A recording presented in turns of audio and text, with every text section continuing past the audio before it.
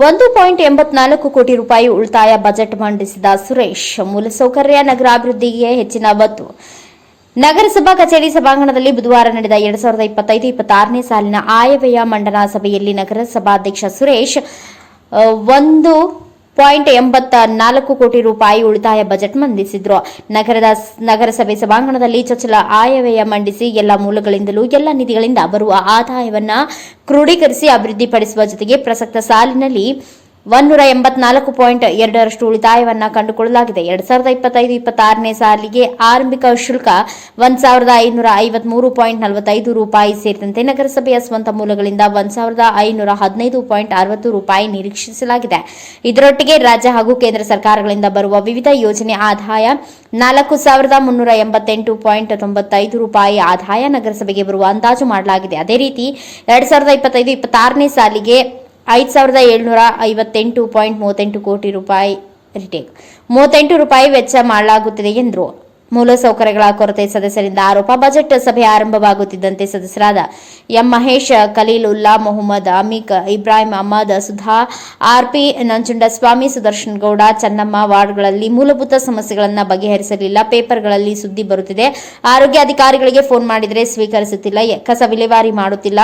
ಜನನ ಮರಣ ಪ್ರಮಾಣ ಪತ್ರ ಕೊಡುತ್ತಿಲ್ಲ. ಜಿಲ್ಲಾಧಿಕಾರಿಗಳಿಗೆ ದೂರು ನೀಡಿದ್ರು ಯಾವುದೇ ಪ್ರಯೋಜನವಾಗಿಲ್ಲ ಆರೋಪಿಸಿದಾಗ ಅಂತಹ ಅಧಿಕಾರಿಗಳ ವಿರುದ್ಧ ಜಿಲ್ಲಾಧಿಕಾರಿಗಳಿಗೆ ದೂರು ನೀಡಿ ಕ್ರಮ ಕೈಗೊಳ್ಳುವುದಾಗಿ ಅಧ್ಯಕ್ಷ ಸುರೇಶ್ ತಿಳಿಸಿದರು. ನಗರಸಭೆಯಲ್ಲಿ ಉಪಾಧ್ಯಕ್ಷ ಮಮತಾ ಬಾಲಸುಬ್ರಹ್ಮಣ್ಯಂ, ಪೌರಾಯುಕ್ತ ಎಸ್ವಿ ರಾಮದಾಸ್ ಹಾಜರಿದ್ದರು. ಹೊಮ್ಮ Nanjunda Nayak, NKS TV4 news, Chamarajanagar. Tamil Nadu ಮತ್ತು ಕೇರಳ ರಾಜ್ಯಗಳಿಗೆ ಹೊಂದಿಕೊಂಡಿರುವ ಗಡಿ ಜಿಲ್ಲೆಯಾಗಿದ್ದು ಪ್ರಮುಖ ಪ್ರವಾಸಿ ಸ್ಥಳವಾದ ಮಲೆ ಮಹದೇಶ್ವರ ಬೆಟ್ಟ, ಬಿಳಿಗಿರಿರಂಗನ ಬೆಟ್ಟ, ಗೋಪಾಲಸ್ವಾಮಿ ಬೆಟ್ಟ, ಬಂಡೀಪುರ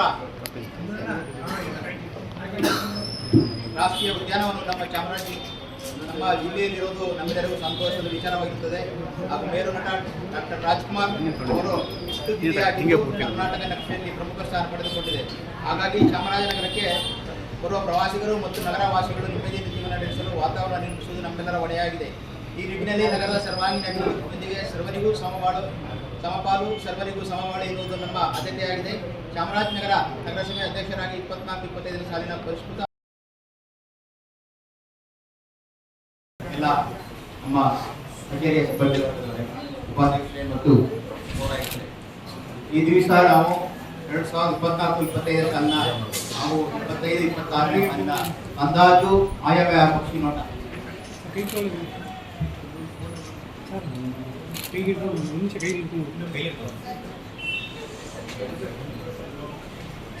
ಮಾನ್ಯ ಅಧಿಕಾರಿಗಳಿದ್ದಾರೆ ಹಾಗೂ ಎಲ್ಲ ಪತ್ರಕರ್ತ ಮಿತ್ರರೇ, ಚಾಮರಾಜನಗರ ನಗರಸಭೆಯ 25-26ನೇ ಸಾಲಿನ ಆಯವ್ಯಯವನ್ನು ಈ ದಿವಸ ನಗರಸಭಾಧ್ಯಕ್ಷರಾಗಿ ಮಹಸೂರು ಸೇವೆ ಮುಂದೆ ಮಂಡಿಸಲು ನನಗೆ ಇಷ್ಟವಾಗುತ್ತಿದೆ. ಚಾಮರಾಜನಗರ ಜಿಲ್ಲೆಯ ಕೆಲಸ ಮಾಡಕ್ಕೆ ಅನುಮತಿ ಮಾಡ್ಕೊಂಡಿದ್ದಾರೆ. ನೀವು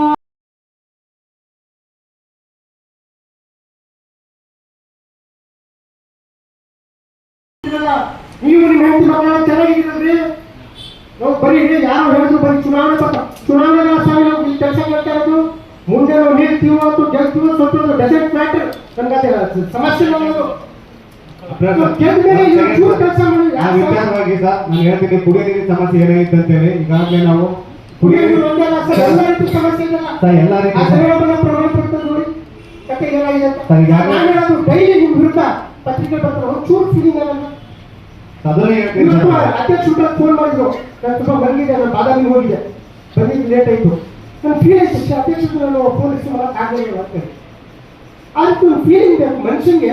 ಆ ಫೀಲಿಂಗ್ ಏನು ಅಂತ ಹೇಳಿದ್ರೆ ಒಂದು ಮನುಷ್ಯನೇ ಅಲ್ಲ ಸರ್. ನಿಮಗೆ ಎಷ್ಟು ಬಂದಿದೆ ಪತ್ರಿಕೆಗಳಲ್ಲಿ ತಗೋದಿಲ್ವಾ? ನಾನು ಹೇಳೋದು ಅದು ಏನಾದ್ರು ಆರೋಪ ಇದೆ, ಆ ಯಾರು ವರದಿ ಮಾಡೋ ಮೇಲೆ ಕ್ರಮ ತಗೊಂಡಿದೆ.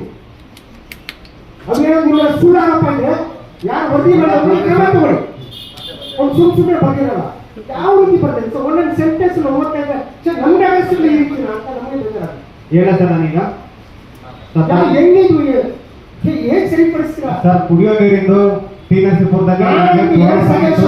ಅಧ್ಯಕ್ಷರಿಗೂ ನಿಮಗೆ ಇಬ್ರು ಎರಡೇ ಸಜೆಷನ್ ಕೊಟ್ಟು ಮುಗಿಸ್ತೀನಿ ಸರ್. ಅಧ್ಯಕ್ಷ ಜನಪರ ಆಡಳಿತ ಕೊಟ್ಟರೆ ನಿಮಗೆ ಕೊಡಕ್ಕೆ ಇನ್ನು ಮುಂದೆ ಈ ಮೀಟಿಂಗ್ ಆದ ತಕ್ಷಣ ಆದ್ರೆ ದಯವಿಟ್ಟು ಮುಂದುವರಿಸ್ಕೊಳ್ಳಿ.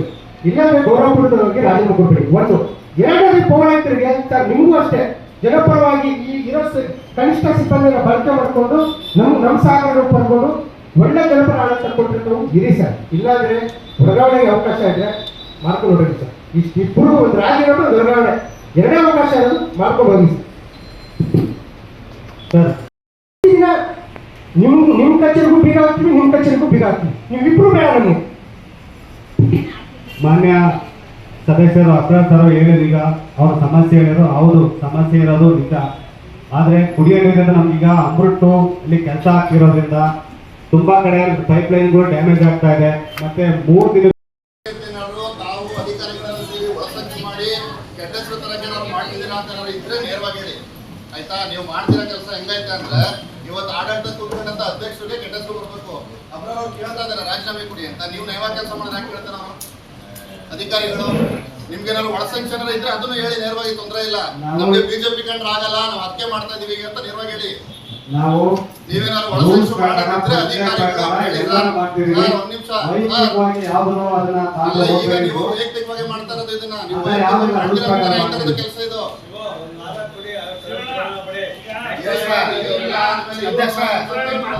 ನಿಮ್ಗೆ ಆಗಲ್ವಾ ಗೌರವ ವರ್ಗಾವಣೆ ಮಾಡ್ಕೊಂಡು ಆಡಳಿತಕ್ಕೆಲ್ಲ ಮಾತು ಕೇಳಿಸ್ತೀರ ನೀವು? ಆಗಲ್ವ ಒಟ್ಟಾಗಿ ಗೌರವವಾಗಿ ವರ್ಗಾವಣೆ ಮಾಡಿಸ್ತೀವಿ ನೀವು? ವರ್ಗಾವಣೆಗೆ ಅವಕಾಶ ಇದೆ ತಾನೆ? ನೀವು ಒಳಸಂಚು ಮಾಡೋ ಕೆಲಸಗಳಿಗೆ, ನೀವು ಅಧಿಕಾರಿಗಳು ಮಾಡೋ ಕೆಲಸಗಳಿಗೆ ಅಧ್ಯಕ್ಷ ಮಾತಾಡಿಸ್ಕೊಂಡು